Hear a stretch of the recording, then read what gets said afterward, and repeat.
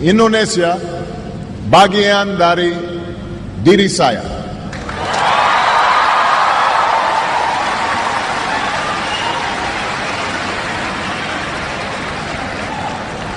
I first came to this country when my mother married an Indonesian named Lolo Sutoro.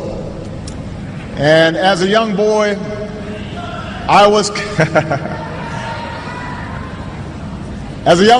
coming to a different world. But the people of Indonesia quickly made me feel at home.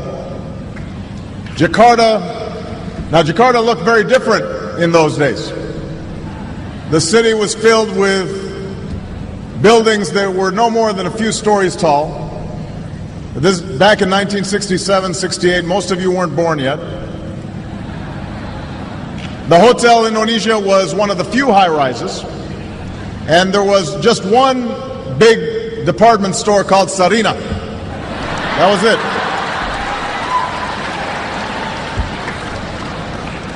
Becaks and Bemos, that's how you got around.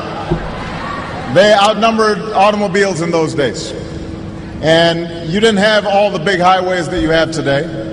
Most of them gave way to unpaved roads and the kampongs. So we moved to Menteng Dalam, where, hey, some folks from Menteng Dalam right here. And we lived in a small house. We had a mango tree out front. And I learned to love Indonesia while flying kites and running along the paddy fields and catching dragonflies, buying sate and bakso from the street vendors. I still remember the call of the vendors. Sate. Yeah. I remember that. Bakso. Enak, yeah?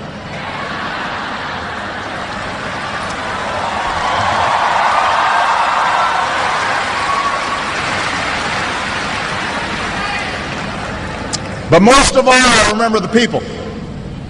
The old men and women who welcomed us with smiles, and the children who made a foreign child feel like a neighbor and a friend, and the teachers who helped me learn about this country.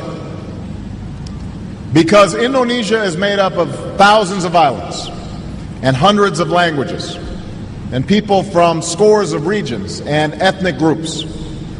My time here helped me appreciate the common humanity of all people. And while my stepfather, like most Indonesians, was raised a Muslim,